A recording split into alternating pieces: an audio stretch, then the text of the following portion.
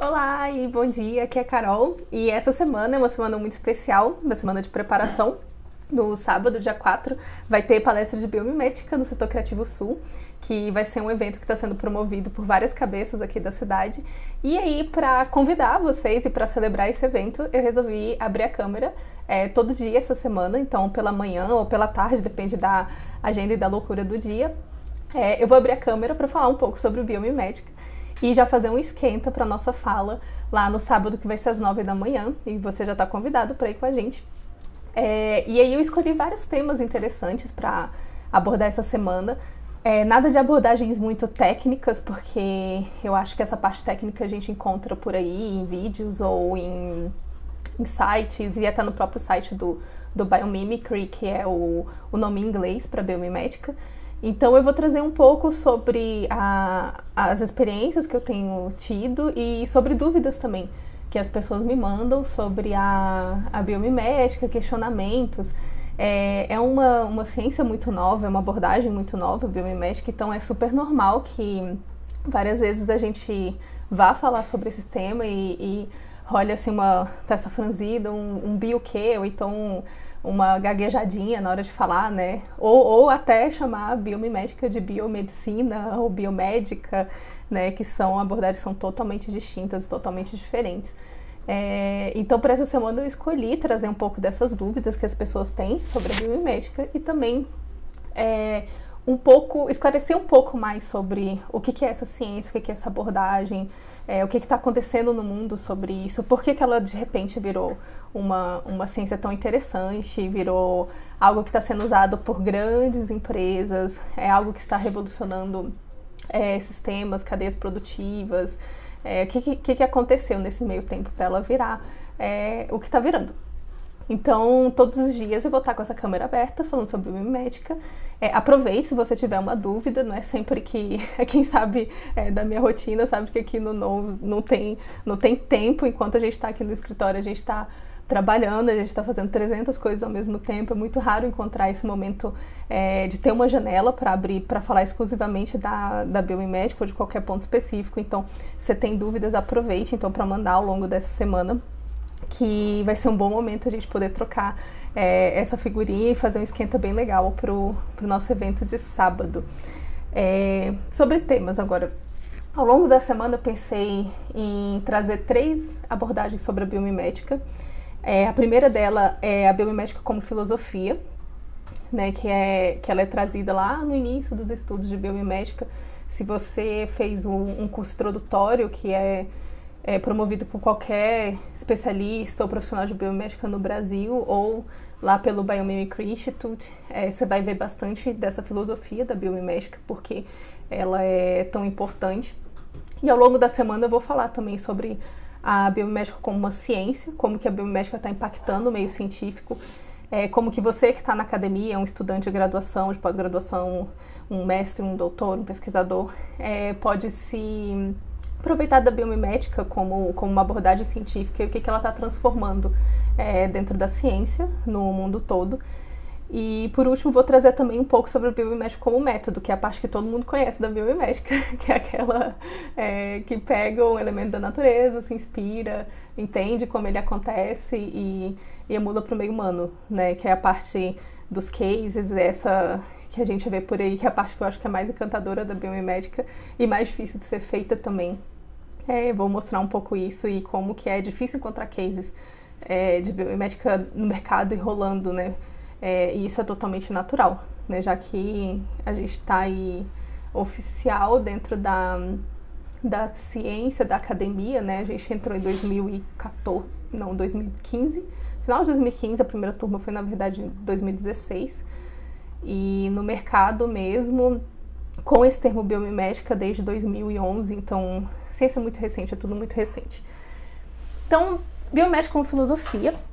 É interessante trazer essa abordagem porque a biomimética não é só a emulação da natureza, né? A emulação ela é o ponto final. Então a gente precisa ter um trabalho inteiro antes de chegar nesse processo de emulação. Primeiro porque existe uma desconexão natural do ser humano com a natureza. Uma desconexão que foi, na verdade, gerada pela gente, mas que hoje ela é tida como uma coisa natural dentro da nossa sociedade, né? Então, pra gente é muito mais confortável falar que o nosso corpo é uma máquina do que um sistema. A gente consegue criar uma relação muito mais fácil do funcionamento dos nossos órgãos com um sistema de transporte, com um computador, com um telefone celular, do que com uma floresta, por exemplo, né? Então a gente teve esse momento de desconexão com a natureza e aí a gente precisa de trabalhar agora esse resgate, né? Esse retorno. Então por isso que a biomimética, como uma filosofia, ela vai trazer uma possibilidade de reintegração com a natureza e de compreensão.